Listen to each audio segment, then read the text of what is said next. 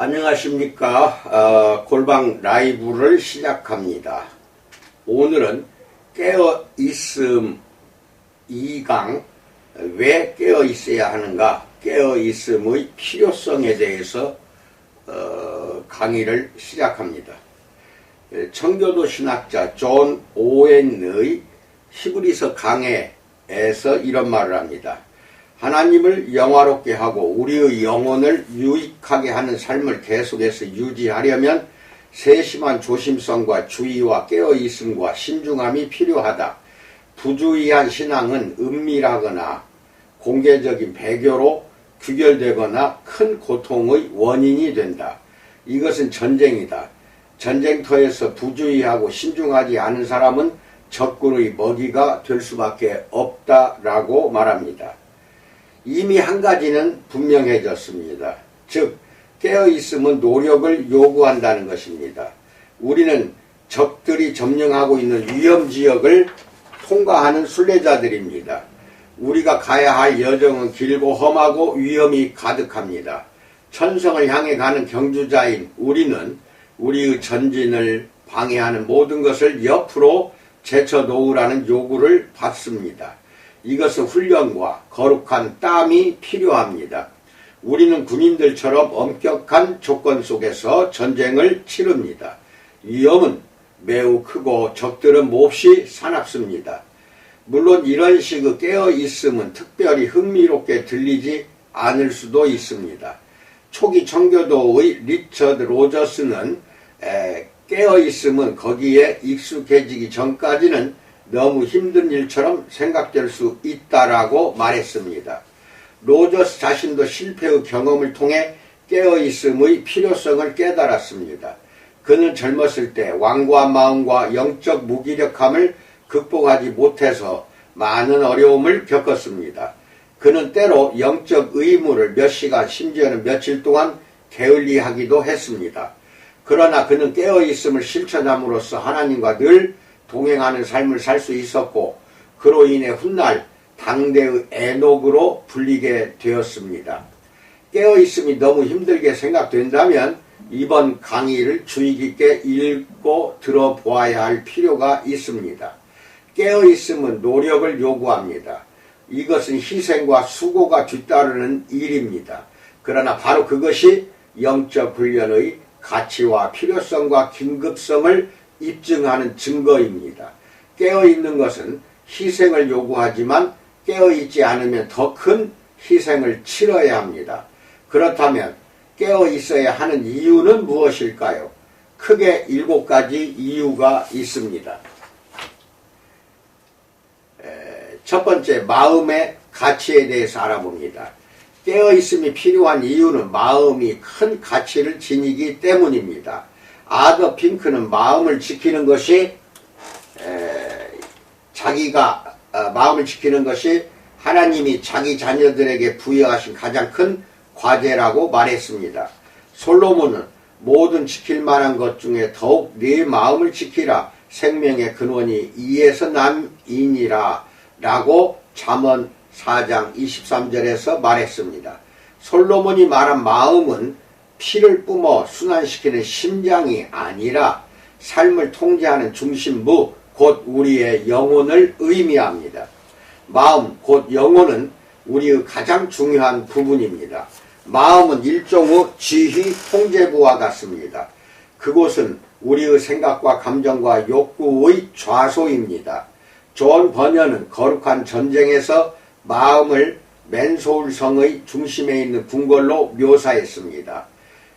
그는 이렇게 말합니다. 이 성의 중앙에는 가장 유명하고 웅장한 궁궐이 우뚝 솟아있다. 강력하기로는 요새와 같고 유쾌하기로는 낙원과 같으며 규모로는 온 세상을 다 품을 만큼 넓다. 샤다이 왕은 이곳을 다른 사람과 공유하지 않고 오직 혼자서만 소유하기를 원했다. 샤다이 왕은 이곳에 수비대를 설치하고 그곳의 방비를 성에 사는 사람들에게 위임했다라고 말합니다. 예수님은 영혼이 온 천하보다 더 귀하다고 말씀하셨습니다. 마태복음 16장 26절에서 사람이 온 천하를 얻고도 제 목숨을 잃으면 무엇이 유익하리요? 사람이 무엇을 주고 제 목숨과 바꾸겠느냐라고 말씀합니다. 그분은 또한 마태복음 12장 34절에서 마음에 가득한 것을 입으로 말함이라 라는 말씀으로 우리의 말과 행위가 마음에서부터 비롯한다고 가르치셨습니다. 우리의 마음속에 있는 것이 곧 우리의 정체성을 결정합니다. 삶의 다양한 물줄기가 마음의 원천에서 흘러나옵니다.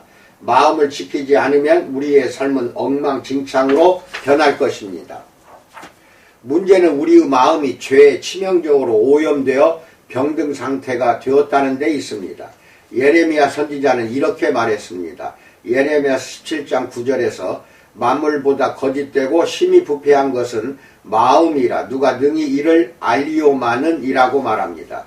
우리의 마음이 하나님의 깨끗하게 하시는 능력으로 정화되고 변화의 능력을 지닌 그분의 은혜로 새롭게 되지 않으면 참된 경건은 불가능합니다. 신자들에게 주어진 좋은 소식은 하나님이 이미 우리의 마음을 새롭게 변화시켰다는 것입니다. 고린도후서 4장 6절에서 어두운 데에 빛이 빛이라 말씀하셨던 그 하나님께서 예수 그리스도의 얼굴에 있는 하나님의 영광을 아는 빛을 우리 마음에 비추셨느니라 라고 말합니다. 하나님은 우리의 어두워진 마음에 빛을 비추십니다. 그분은 우리의 혼란스러운 내면의 질서를 가져다 주십니다. 새 창조의 주님이 우리의 죽어있는 어두운 영혼에 빛과 생명의 말씀을 전하십니다. 그분은 믿음으로 우리의 마음을 깨끗하게 하십니다. 사도행전 15장 9절 보세요. 그러나 거듭난 뒤에도 우리는 마음을 지켜야 합니다. 영혼을 상대로 격렬한 게릴라전을 펼치는 육체의 정욕으로부터 우리의 마음을 지켜야 합니다. 베드로전서 2장 11절 보세요. 우리를 지배하는 죄의 결박은 끊어졌지만 그 선동적인 영향력은 여전히 남아 있습니다. 마음을 살펴봐야 하는 이유는 마음이 온갖 관계와 기만을 가지고 있기 때문입니다. 죄는 여전히 우리 안에 거주합니다. 존 오트버그는 그의 책 소울 키핑에서 영혼을 알프스의 고산지역에서 흘러나와 산골 마을의 신선함과 활력을 가져다주는 수정같이 맑고 아름다운 시냇물에 비유했습니다. 그 시냇물은 산속의 샘에서 솟아나옵니다. 샘물지기로 불리는 한 노인이 그곳을 돌보았습니다.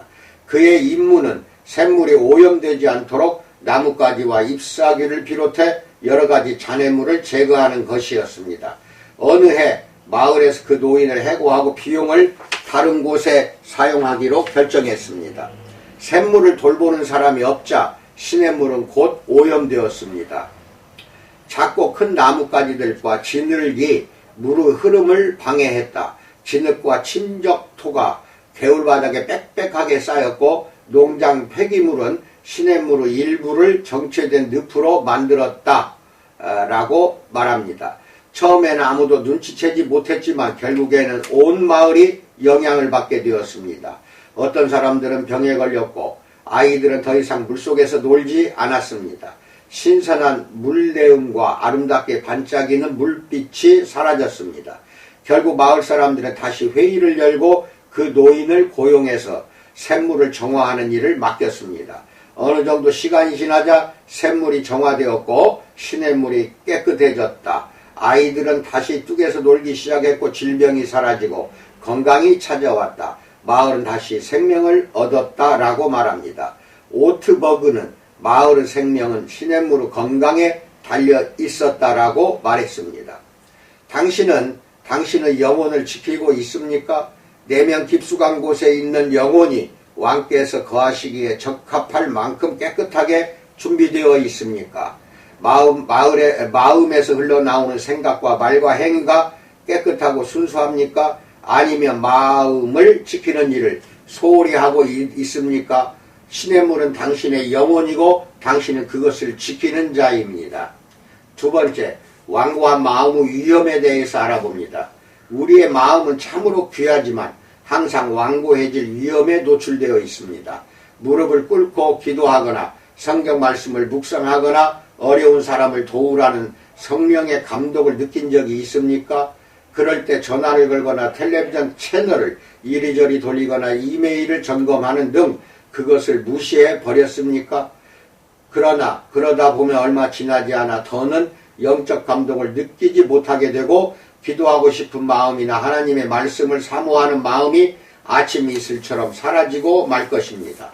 또한 관대하게 베풀려는 마음도 함께 없어질 것입니다.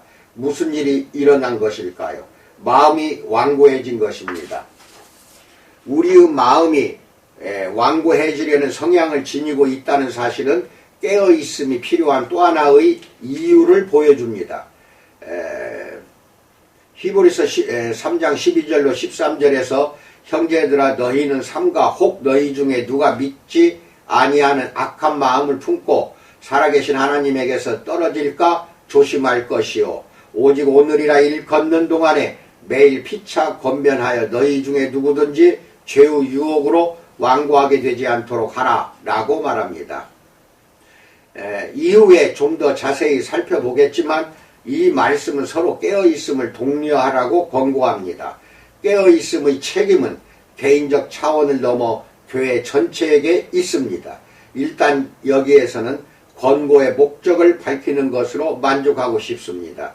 12절과 13절이 평행구조로 이루어졌다는 것을 발견했다면 권고의 목적이 분명하게 드러날 것입니다. 이 구절을 다시 살펴보면서 명령어와 목적절에 유의하기 바랍니다. 혹 너희 중에 누가 믿지 아니하는 악한 마음을 품고 살아계신 하나님에게서 떨어질까 조심하실 것이요. 다음에 피차 권면하여 너희 중에 누구든지 죄의 유혹으로 완고하게 되지 않도록 하라 라고 말합니다. 조심하라와 피차 권면하라 라는 이중 명령이 상호적인 깨어있음의 부정적인 측면과 긍정적인 측면을 나타냅니다. 아울러 두 개의 목적절은 죄로 인해 하나님에게서 떨어지는 것, 곧 불신앙의 마음이 죄의 기만으로 완고해지는 것을 가리킵니다. 여기에서 요점은 영적으로 깨어있지 않으면 마음이 불신앙으로 완고해진다는 것입니다. 불신앙은 항상 영원히 하나님을 떠나게 만듭니다. 죄가 우리를 속이면 마음이 완고해지고 우리의 영혼은 사모하는 하나님으로부터 멀어지기 시작합니다. 마음을 점검하지 않고 방치하면 즉시 죄가 침투해 돌처럼 굳어지는 현상이 발생합니다. 철로 역정에서 주인공 크리스천은 어느 날 철장 속에 갇힌 한 남자와 마주쳤습니다. 크리스천이 그에게 그곳에 갇힌 이유를 묻자 절망에 찬 그는 깨어 근신하는 것을 중단했기 때문입니다. 나의 정욕이 제멋대로 날뛰도록 놔두었죠. 말씀의 빛과 하나님의 선하심을 거슬러 죄를 지었고 성령을 근심하시게 했습니다. 그러자 그분이 떠나셨어요. 마귀를 불러들이자 그가 내게 왔고 하나님을 노하시게 하자 그분이 나를 떠나셨지요. 회개할 수 없을 만큼 마음이 완악해지고 말았습니다. 라고 대답했습니다. 신앙을 저버린 배교행위, 곧 하나님에게서 떨어져 나간 자들의 두려운 운명을 생생하게 묘사하고 있습니다. 물론 거듭난 그리스도인은 궁극적으로 믿음을 저버리지 않습니다. 자신의 약속에 신실하신 하나님과 자기 백성을 위해 중보기도를 드리시는 예수님과 우리의 마음에 내주하시는 성령께서 성도가 믿음과 거룩함을 잃지 않도록 붙들어 주십니다. 하지만 거듭난 신자일지라도 죄를 지어 성령을 근심하시게 할 수 있습니다. 그러나 성경은 너희 안에서 착한 일을 시작하신 이가 그리스도 예수의 날까지 이루실 줄을 우리는 확신하노라 라고 빌립보서 1장 6절에서 말합니다. 하나님은 신자가 믿음을 저버리지 않도록 지키기 위해 성경의 약속과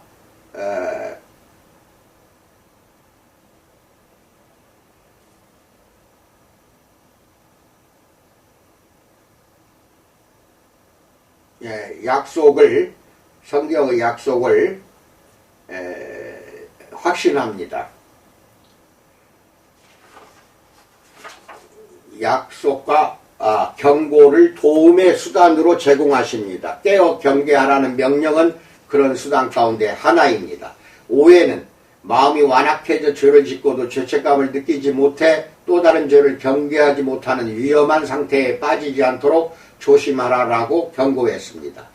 마음이 완고해지면 그런 문제가 발생합니다. 즉 죄에 대해 둔감하고 무감각해집니다. 오해는 마음이 부드러우면 죄를 보면 놀라서 다시 죄를 짓거나 죄의 습관으로 되돌아가지 않도록 조심할 뿐 아니라 무슨 죄든지 항상 부지런히 주의를 기울여 경계하게 된다라고 말합니다. 깨어있는 마음이란 부드러운 마음을 의미합니다. 마음이 완고해지지 않게 도와주는 가장 중요한 예방책 가운데 하나는 하나님께 대한 경외심입니다. 요즘에는 하나님을 경외하라는 말을 충분히 듣기가 어렵지만 성경에서는 그런 말씀이 자주 발견됩니다. 잠언 28장 14절은 항상 경외하는 자는 복되거니와 마음을 완악하게 하는 자는 재앙에 빠지리라 라고 말합니다. 바울은 그런즉 사랑하는 자들아 이 약속을 가진 우리는 하나님을 두려워하는 가운데서 거룩함을 온전히 이루어 육과 영의 온갖 더러운 것에서 자신을 깨끗하게 하자라고 고린도후서 7장 1절에서 말했고 또 다른 곳에서도 그러므로 나의 사랑하는 자들아 너희가 나 있을 때뿐 아니라 더욱 지금 나 없을 때에도 항상 복종하여 두렵고 떨림으로 너희 구원을 이루라. 너희 안에서 행하시는 이는 하나님이시니 자기의 기쁘신 뜻을 위하여 너희에게 소원을 두고 행하게 하시나니라고 빌립보서 2장 12절로 13절에서 말했습니다. 베드로도 베드로전서 1장 17절에서 너희가 나그네로 있을 때를 두려움으로 지내라 라고 당부했고 히브리서 저자도 히브리서 12장 28절로 29절에서 경건함과 두려움으로 하나님을 기쁘시게 섬길지니 우리 하나님은 소멸하는 불이심이라 라고 말했습니다. 이런 성경 말씀들은 신자가 하나님을 경외하는 마음에 의해 동기부여되어야 한다는 것을 분명하게 보여줍니다. 그러나 우리의 두려움은 불신자들의 종으로서의 두려움과는 전혀 다릅니다. 신자의 두려움은 폭군의 노예가 느끼는 굴욕적인 두려움이 아니라 아버지를 사랑하고 공경하는 마음에서 우러나오는 자녀의 두려움입니다. 칼빈은 기독교 강요에서 이 차이를 분명하게 구별했습니다. 그는 불신앙에서 비롯한 두려움은 신자의 두려움과는 전혀 다르다라고 말했습니다. 악인들도 하나님을 두려워할 수는 있지만 그 두려움은 참된 공경심에서 우러난 것이 아닙니다. 그와는 대조적으로 하나님의 용서와 은혜를 경험한 신자들은 징벌이 두려워서가 아니라 하나님을 노엽게 해드릴까봐 그분을 두려워합니다. 그들은 징벌이 자신들의 목 위에 드리워져 있는 것처럼 두려움에 떨지 않습니다. 이것이 요한 사도가 사랑 안에 두려움이 없고 온전한 사랑이 두려움을 내쫓나니 두려움에는 형벌이 있음이라. 두려워하는 자는 사랑 안에서 온전히 이루지 못하였느니라 라고 요한일서 4장 18절에서 말한 이유입니다. 요한의 말은 베드로와 바울의 말과 모순되지 않습니다. 그는 노예적인 두려움, 곧 징벌의 두려움을 묘사했고 베드로와 바울은 믿음과 결합된 경외심, 곧 하나님께 대한 참된 공경심을 강조했던 것입니다. 신자의 마음속에 있는 이런 경건한 두려움은 부주의한 태도를 부추기지 않습니다. 그것은 신자를 깨어있게 만듭니다. 존 버녀는 경외함의 진수에서 이렇게 말했습니다. 이 경건한 두려움으로부터 깨어있음이 흘러나온다. 이 두려움은 마음이 악한 행위를 저지르지 않도록 부지런히 주의를 기울이게 만든다. 잠언 4장 23절, 히브리서 12장 15절 보세요.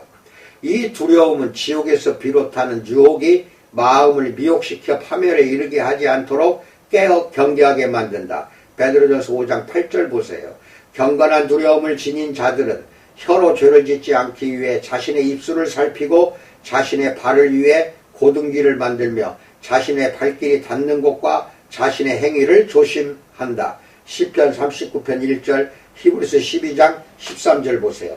이처럼 경건한 두려움은 영혼을 깨어있게 만들어 안에 있는 마음이나 밖에 있는 마귀나 세상을 비롯해 다른 유혹들이 하나님의 자녀를 사로잡아 그를 불결하게 만들거나 그를 충동해 하나님의 길을 더럽히게 함으로써 성도들을 거스르고 사람들의 비난을 초래하고 원수에게 신앙을 공격할 빌미를 주는 일을 예방한다. 이 두려움의 은혜는 하나님의 영광에 관해 다른 어떤 은혜보다 더 부드럽고 민감하다. 영혼을 계속해서 깨어있게 만드는 것은 바로 이런 부드럽고 민감하고 떨리는 은혜다 라고 말합니다. 찰스 웨슬리는 자신이 지은 찬송가에서 그런 마음을 갖게 해달라고 기도했습니다. 이것을 당신의 기도로 삼으십시오. 죄에 민감해서 죄가 가까이 있을 때는 곧바로 고통을 느낄 수 있는 항상 깨어있는 거룩한 경외의 법을 제 안에 두시옵소서. 교만이나 그릇된 욕망이 치솟을 때는 즉시 감지하게 하시고 흔들리는 의지를 다잡아 타오르는 정욕의 불길을 꺼뜨리게 하옵소서라고 찬송합니다. 세 번째, 유혹의 위험에 대해서 알아봅니다. 예수님은 제자들이 잠든 것을 보시고 마태복음 26장 41절에서 시험에 들지 않게 깨어 기도하라라고 말씀하셨습니다. 아마도 존 오웬보다 예수님의 말씀을 더 주의 깊게 분석한 사람은 없을 것입니다. 앞에서 이미 뛰어난 통찰력이 담긴 그의 템프테이션, 유혹을 언급한 바 있습니다. 이 책은 유혹의 위험과 깨어 기도하라는 예수님의 두 가지 명령을 자세히 다루고 있습니다. 오웬에 따르면 유혹을 경계하기 위해 세 가지가 필요합니다. 첫 번째는 위험을 감지하는 것입니다. 오웬은 이를 유혹에 빠지게 만드는 큰 악을 분명하고 지속적으로 감지하는 것으로 설명했습니다. 깨어있음을 독려하는 그의 첫 번째 충고는 영혼을 유혹에 빠뜨리는 큰 위험을 항상 염두에 두어야 한다는 것입니다. 문제는 대부분의 사람들이 유혹을 그렇게 위험하지 않다고 생각한다는 것입니다. 우리는 죄는 위험하다고 말하면서도 유혹은 그렇게 생각하지 않는 경향이 있습니다. 우리는 모든 사람이 유혹을 받는다. 더욱이 유혹 자체는 죄가 아니다. 예수님도 유혹을 받으셨다라고 생각할 뿐 아니라 거기에서 한 걸음 더 나아가 우리는 행위가 아닌 은혜로 구원받는다라고 주장합니다. 삶을 파괴하는 노골적이고 수치스러운 죄만 짓지 않으면 괜찮다. 우리는 성인이 아니라 평범한 그리스도인일 뿐이다 라는 생각을 품고 있습니다. 우리가 깨어있지 못하고 부주의한 이유는 이런 그릇된 생각 때문입니다. 그런 생각 때문에 죄에 대한 이해가 왜곡되고 은혜의 교리가 곡해가 됩니다. 죄가 위험한 이유는 사망을 가져오기 때문입니다. 죄는 영혼을 하나님으로부터 분리시킵니다. 성경은 범죄하는 그 영혼은 죽으리라라고 에스겔서 18장 4절에서 말합니다. 물론 유혹 자체가 죄는 아닙니다. 그러나 유혹을 피해 도망치지 않으면 결국에는 죄를 지을 수밖에 없습니다. 이 점을 이해한다면 유혹을 경시할 수 없을 것입니다. 우리는 마귀를 대적하고 야고보 4장 7절, 베드로전서 5장 9절 죄를 피해 도망쳐야 합니다. 고린도전서 6장 18절, 10장 14절, 디모데전서 6장 11절, 디모데후서 2장 22절.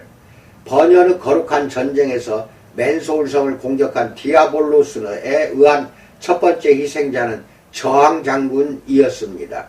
인간의 마음은 여전히 죄의 권세에 사로잡혀 있기 때문에 죄에 대해 부주의하고 무분별한 태도를 취하면 유혹에 쉽게 넘어갈 수밖에 없습니다. 죄가 하나님의 권위를 거스르고 그분의 율법을 어기고 생명을 없애는 죽음의 종소리라는 사실을 올바로 인식한다면 유혹을 결코 가볍게 다루지 않을 것입니다. 깨어 기도하지 않으면 유혹은 곧 죄로 발전합니다. 오해는 유혹은 두려워하지 않고 죄만 두려워하는 척 해서는 안 된다. 그 둘은 너무 단단하게 결합되어 있기 때문에 분리할 수 없다라고 말했습니다. 그러나 마음이 부드럽고 깨어있으면 절반은 끝난 셈이다 라는 오해의 말대로 죄가 우리의 영혼에 큰 위험이 된다는 것을 마음속에 늘 잊지 않고 살아간다면 이미 절반의 승리는 확보된 셈입니다. 유혹을 경계하는 데 필요한 두 번째 요소는 우리의 무력함을 의식하는 것입니다. 우리를 유혹과 죄로부터 지켜주는 힘이 우리 안에 존재하지 않는다는 사실을 결코 잊어서는 안 됩니다. 성경은 이 사실을 되풀이해서 가르칩니다. 예수님은 배신당하시던 날 밤에 제자들을 지켜달라고 성부께 기도하셨습니다. 요한복음 17장 15절 보세요. 베드로는 우리가 구원을 얻기 위하여 믿음으로 말미암아 하나님의 능력으로 보호하심을 받았다라고 베드로전서 1장 5절에서 말했고, 유다는 하나님의 사랑 안에서 자신을 지키라라고 유다서 21절에서 말했습니다. 이 오해는 이렇게 말합니다.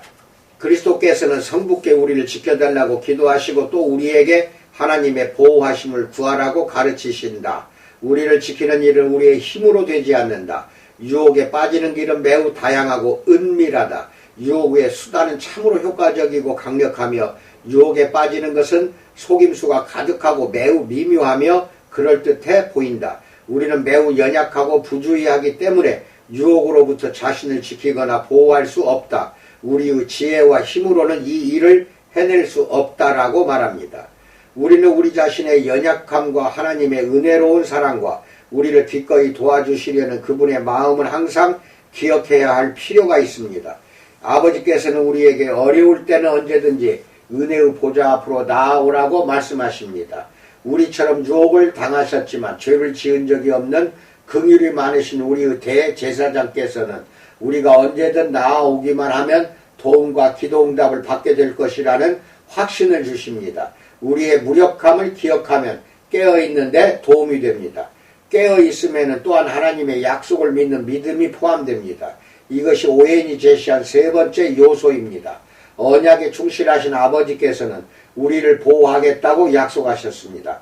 사람이 감당할 시험 밖에는 너희가 당한 것이 없나니 오직 하나님은 미쁘사 너희가 감당하지 못할 시험당함을 허락하지 아니하시고 시험당할 즈음에 또한 피할 길을 내사 너희로 능히 감당하게 하시느니라 라고 고린도전서 10장 13절에서 하신 말씀대로 우리 그분은 유혹을 당하는 신자들에게 피할 길을 주겠다고 약속하셨습니다. 이 약속은 확실하고 견고합니다. 하나님은 우리가 이 약속을 믿기를 원하십니다. 우리는 믿음을 통해 하나님의 능력으로 보호하심을 받습니다. 베드로전서 1장 5절 보세요. 우리를 보호하고 구원하겠다는 하나님의 약속을 의지하는 방법은 기도하는 것입니다. 예수님이 우리에게 그렇게 가르쳐 주셨습니다. 마태복음 6장 9절로 13절에서 그러므로 너희는 이렇게 기도하라. 우리를 시험에 들게 하지 마시옵고 다만 악에서 구하시옵소서 라고 말씀합니다. 오해는 유혹을 적게 받으려면 기도를 많이 하라라고 말했습니다. 네 번째, 우리의 대적 마귀에 대해서 알아봅니다. 유혹의 위험은 유혹자와 밀접하게 연관됩니다. 그러나 악한 자의 속이는 능력을 과소평가하는 신자들이 많습니다. 사람들은 악의 위험을 현실 세계보다는 허구 속에서 더 두렵게 느낍니다. 그들은 악의적인 외계인, 뱀파이어, 흑기사를 다룬 이야기는 무서워하면서 마귀에 대한 성경의 경고는 우습게 여깁니다. 톨킨의 반지의 제왕에 나오는 나주굴이 아무리 무섭다고 해도 우리 영혼의 치명적인 원수는 그보다 훨씬 더 무섭습니다. 베드로는 베드로전서 5장 8절에서 근신하라 깨어라 너희 대적 마귀가 우는 사자같이 두루다니며 삼킬 자를 찾나니 라고 말했습니다. 그리스도인들이여 주목하십시오. 우리에게는 무자비한 원수가 있습니다. 그의 유일한 목표는 우리의 믿음을 무너뜨리고 우리의 영혼 안에 승리의 깃발을 꽂는 것입니다. 그는 우리를 삼키고 소멸하고 파괴하고 싶어합니다. 바울은 고린도 신자들에게 고린도후서 2장 11절에서 우리는 그 계책을 알지 못하는 바가 아니로라 라고 말했습니다. 그렇다면 우리도 그럴까요? 당신은 마귀의 속임수, 그의 악의적인 유혹, 그의 교활한 부추김을 알고 있습니까? 마귀를 과소평가하지 마십시오. 리처드 로저스가 말한 대로 마귀는 처음에는 유혹자로 다가와 우리를 시험하고 나중에는 고소자로 다가와 우리를 단죄한다. 마귀는 먼저 일시적인 죄의 쾌락으로 우리를 유혹한다.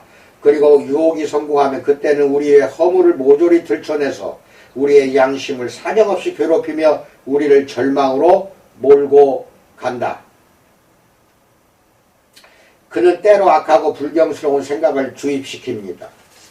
번연의 철로 역정을 보면 크리스천이 사망의 음침한 골짜기를 지나가다가 불구덩이 앞에 당도하는 광경이 나옵니다. 바로 그 순간에 악한 자 중 하나가 크리스천의 뒤로 살금살금 다가와서는 크리스천이 자신의 생각에서 직접 나온 것으로 착각할 정도로 매우 은밀하게 극악하고 불경스러운 말들을 속삭여 불어넣는다라고 말합니다.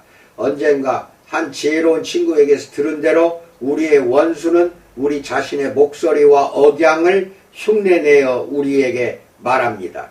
여기에서 말하려는 요점은 수단과 방법을 가리지 않고 우리를 넘어뜨리려고 항상 기회를 엿보는 영적 원수가 존재한다는 것입니다. 깨어있음이 필요한 이유는 우리가 전쟁 중이고 위험이 매우 크기 때문입니다. 이것이 바울이 기도를 당부하면서 깨어있으라고 첨언한 이유입니다. 그는 에베소서 6장에서 그리스도인의 전신갑주를 나열하고 나서 모든 기도와 간구를 하되 항상 성령 안에서 기도하고 이를 위하여 깨어 구하기를 항상 힘쓰며 여러 성도를 위하여 구하라 라고 18절에서 말했습니다. 이 말씀은 깨어있음이 전신갑주를 입는 수단 가운데 하나라는 것을 보여줍니다. 로저스는 이렇게 말했습니다.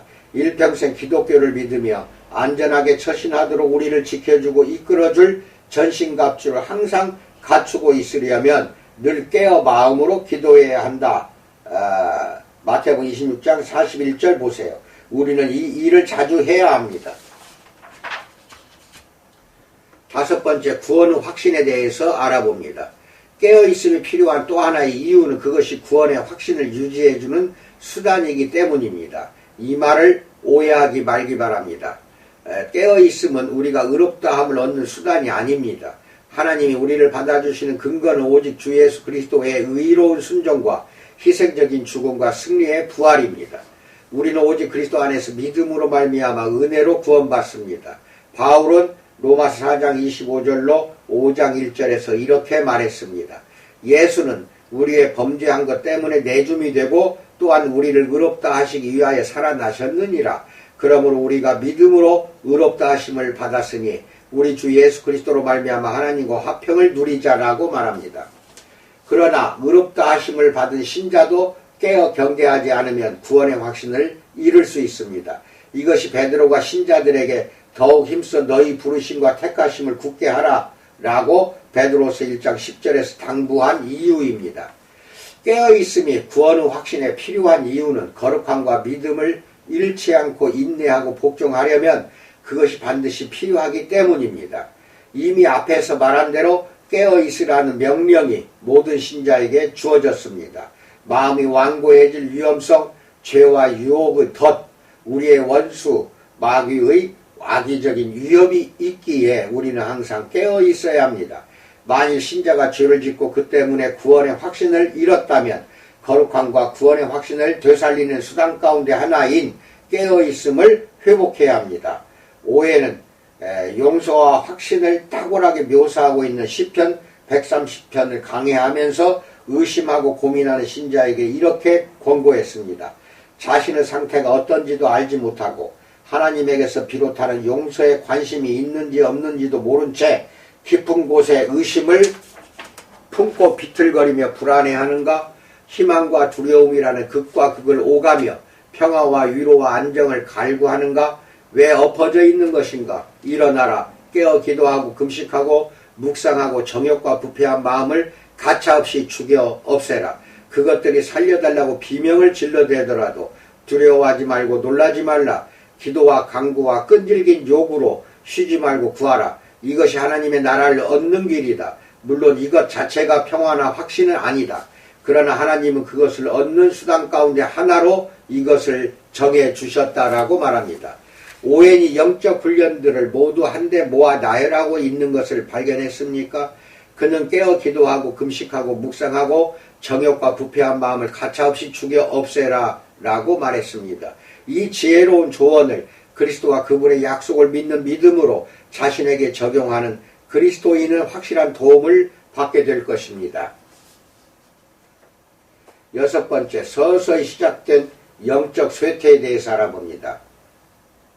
치과에 갔는데 치아에 문제가 있었고 신경치료가 필요했습니다. 어금니 하나를 엑스레이로 찍어보니 이미 신경까지 썩은 상태인지라 단순히 충치를 때우기에는 너무 늦고 말았습니다. 신경을 치료하든 치아를 제거하든 둘 중 한 가지 방법밖에는 없었습니다. 나는 문제를 의식하고 있었기 때문에 그렇게 크게 놀라지는 않았습니다. 이빨에 음식물이 끼고 찬물이 닿으면 시리고 이따금 통증이 느껴지는 등 여러 가지 증상이 있었습니다. 사실 그 문제는 내가 증상을 발견하거나 공식적인 진단 결과가 내려지기 오래전부터 시작된 것이었습니다. 어금니는 나도 모르는 사이에 서서히 썩어갔던 것입니다.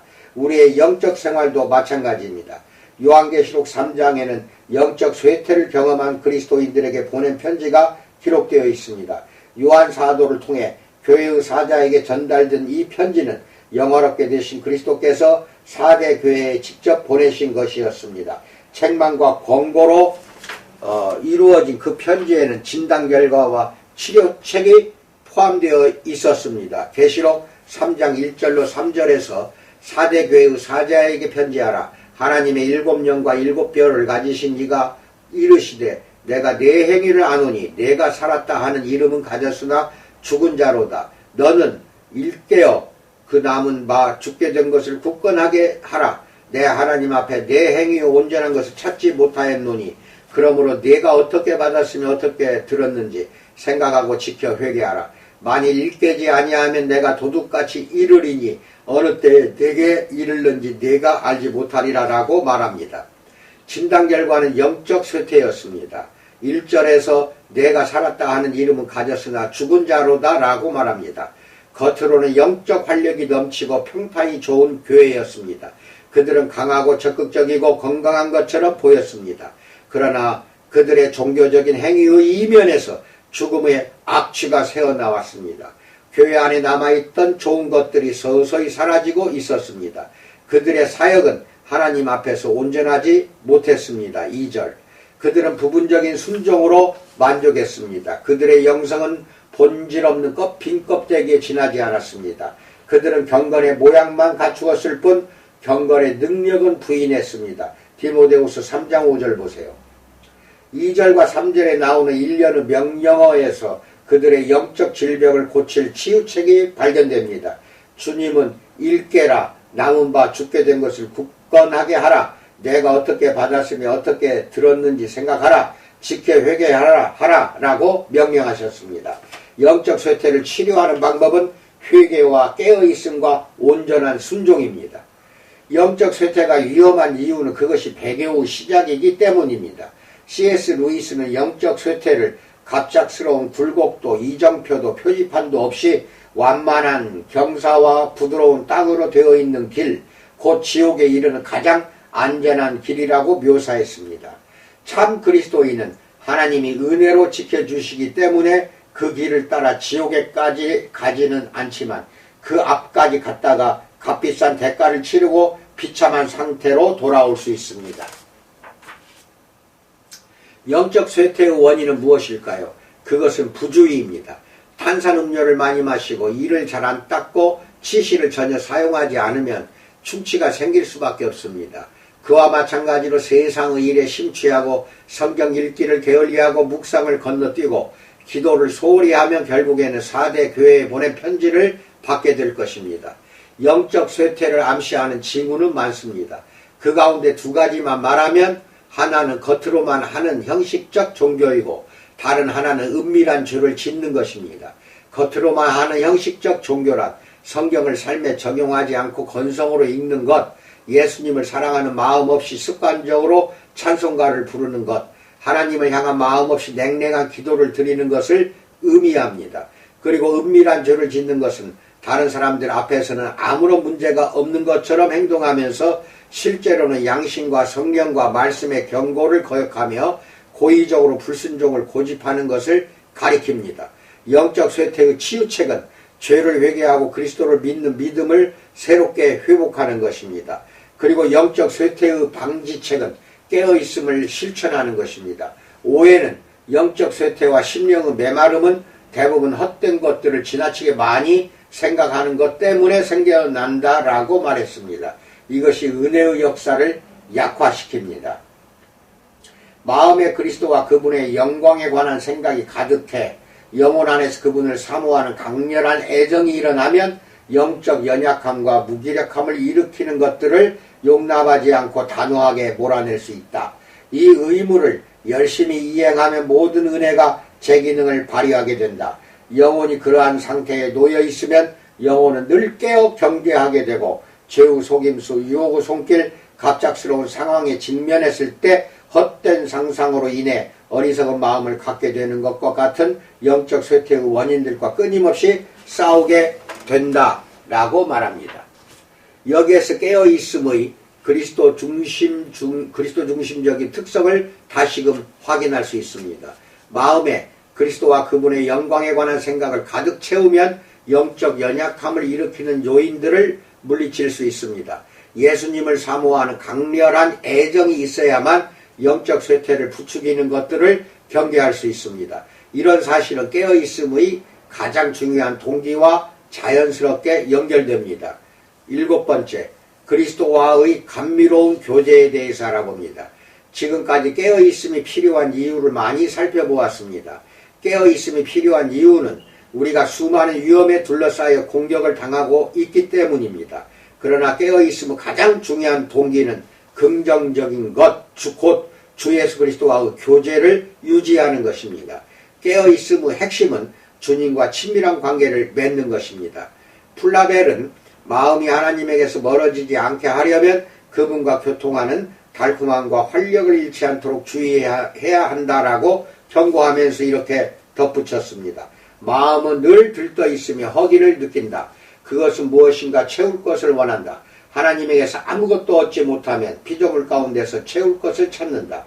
그러다가 자신의 목적은 물론 자기 자신까지 잃어버릴 때가 많다. 마음이 항상 침착하게 하나님과 교제를 나누려면 그 교제의 달콤함을 맛보아 알아야 한다라고 말합니다. 오해는 성도와 하나님과의 교제에서 성자와의 교제를 논의하면서 이 문제를 다루었습니다. 그는 우리의 신랑이신 그리스도와의 관계에 특별히 어울리는 감정이 존재한다고 주장했습니다. 그런 감정 가운데 하나는 기쁨입니다. 오해는 아가서에 나오는 신부의 경험을 본보기로 삼아 이 기쁨이 여러 가지 형태로 표현된다고 말했습니다. 첫째, 신자는 전에 누렸던 신랑과의 교제와 사귐을 유지하는데 모든 관심을 집중함으로써 그리스도에 대한 기쁨을 표현합니다. 신자는 아가서의 정결한 신부처럼 신랑과의 교제를 다른 무엇보다도 더 소중하게 여겨야 합니다. 오해는 신부가 바라는 것은 신랑과 멀어지게 만드는 것, 곧 그리스도를 자기에게서 떠나시게 만들 수 있는 죄나 도발적인 행위를 저지르지 않는 것이다 라고 말했습니다. 이것이 신자가 행해야 할 깨어있음의 목표입니다. 신자의 영혼이 그리스도와 달콤하고 참된 교제를 나누게 되면 사랑하는 주님이요 구원자이신 그분을 즐거워하는 일이 방해를 받지 않도록 자신의 주변을 주의 깊게 살펴 모든 유혹과 그로 인해 발생할 수 있는 모든 죄를 경계하게 된다. 다시 말해 이미 맛본 교제를 방해하는 일이라면 무엇이든 삼가려고 노력하고 그 일을 위한 일이라면 무엇이든 게을리하지 않게 된다라고 말합니다. 이처럼 깨어있음은 단지 유혹과 죄를 피하는 데 그치지 않고 영혼이 그리스도를 즐거워하는 일을 방해하거나 저지하는 일을 주의 깊게 경계합니다. 솔직히 고백하건대 나의 깨어있음에는 이 요소가 빠져있을 때가 많습니다. 나는 그리스도를 즐거워하기보다 죄를 짓지 않고 깨끗하게 사는 것에만 주의하는 경향이 있습니다. 그러나 그것은 진정한 깨어있음이 아닙니다. 사실 그리스도와의 교제를 즐거워하는 것에 무관심하다는 것은 이미 마음이 헛되이 방황하고 있다는 증거입니다. 오해도 겉으로만 그리스도를 즐기는 척하고 실제로는 거기에 무관심한 것은 마음이 거짓되다는 명백한 증거다 라고 말했습니다. 둘째, 신자는 신랑과 더욱 친밀하게 지내려는 마음으로 그가 없는 동안에도 끝까지 힘써 인내함으로써 그리스도에 대한 기쁨을 표현합니다. 오해는 아가서 8장 6절에서 발견되는 신부 외침에서 이런 깨달음을 얻었습니다. 그녀는 너는 나를 도장같이 마음에 품고 도장같이 팔에 두라. 사랑은 죽음같이 강하고 질투는 소울같이 잔인하며 불길같이 일어나니 그 기세가 여호와의 불과 같으니라 라고 말했습니다. 이 말씀은 신부의 사랑이 얼마나 강렬한지를 잘 보여줍니다. 이 사랑은 그리스도의 임재를 느끼지 않으면 결코 채워질 수가 없습니다. 어떤 학자들은 오해나 아가서 해석을 불만스럽게 생각할지 모르지만 그가 묘사한 예수 그리스도에 대한 신자의 뜨거운 사랑은 사실입니다. 당신과 항상 교제와 사귐을 나누지 않으면 당신에 대한 나의 사랑을 주체할 수가 없어요. 그것이 없으면 나의 사랑은 채워지지 않아요. 죽음은 희생물이 있어야만 만족하죠. 그리고 그 전부를 갖지 않으면 아무것도 갖지 못한 것이나 마찬가지이죠. 나의 사랑도 마찬가지라서 나도 당신을 온전히 소유하지 않으면 아무것도 가진 것이 아니에요 라고 말하십시오. 그렇다면 신자가 그리스도를 즐거워하는 마음을 잃었을 때는 어떻게 해야 할까요? 어떻게 그리스도를 즐거워하는 마음을 다시 회복할 수 있을까요? 오해는 신랑을 잃은 것과 그가 떠나간 것을 고통스럽고 당혹스럽게 여기며 그를 갈망함으로써 그렇게 할 수 있다고 대답했습니다. 이것이 그리스도와의 교제를 갈망하는 것이 깨어있음의 참된 동기라는 것을 보여주는 세 번째 이유입니다. 그리스도의 부재는 영혼을 고통스럽고 당혹스럽게 만듭니다. 이런 오해의 통찰력도 아가서에 등장하는 신부의 말에서 영감을 얻은 것입니다. 그녀는 아가서 3장 1절로 3절에서 이렇게 말했습니다. 내가 밤에 침상에서 마음으로 사랑하는 자를 찾았노라. 찾아도 찾아내지 못하였노라. 이에 내가 일어나서 성 안을 돌아다니며 마음에 사랑하는 자를 거리에서나 큰 길에서나 찾으리라 하고 찾으나 만나지 못하였노라. 성 안을 순찰하는 자들을 만나서 묻기를 내 마음으로 사랑하는 자를 너희가 보았느냐 하고 라고 말합니다.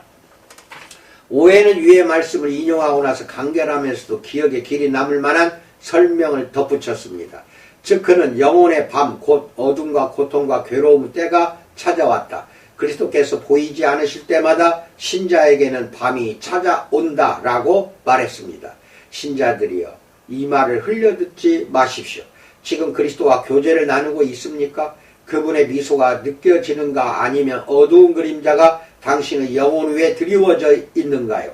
그리스도의 부재로 인해 신자의 영혼에 어둠이 임했을 때는 어떻게 해야 할까요? 그런 상황에서는 두 가지가 필요합니다. 그리스도를 구하는 것은 두 가지로 이루어진다. 하나는 우리의 영혼을 살펴 그리스도의 부재의 원인을 찾는 것이고 다른 하나는 그분의 임재에 관한 약속을 붙잡는 것이다 라고 말합니다. 그리스도 부재의 원인을 찾으려면 자기 점검이 필요합니다. 앞에서 이후에 살펴보겠지만 이것은 깨어있음의 중요한 한 측면입니다. 그러나 오해는 자기 점검이 관계적 차원에서 이루어져야 한다는 점을 조심스럽게 지적했습니다. 우리는 종종 자기 점검의 의미를 초등학생이 규칙을 어긴 것을 인정하고 교실로 다시 돌아가라는 허락이 떨어질 때까지 벌을 받는 것처럼 생각하는 경향이 있습니다. 그러나 우리가 그리스도께 지은 죄는 단순히 규칙을 어긴 것이 아니라 영적 간음에 해당합니다. 이것이 오해니 내가 어디에서 다른 연인들을 쫓아 방황하였나? 라는 질문을 제기한 이유입니다. 자기 점검에는 반드시 기대에 찬 믿음이 수반되어야 합니다. 그리스도의 부재의 원인만을 찾는 데 그치지 말고 그분의 임재에 대한 약속을 의지해야 합니다. 약속을 붙잡아야만 그리스도께서 자신의 복음으로 우리에게 옷을 입혀주실 때 그분을 받아들일 수 있습니다. 우리도 신랑을 발견하자 그를 붙잡고 놓지 않았던 아가서 3장 4절의 아가서의 신부처럼 그리스도를 붙잡아야만 합니다.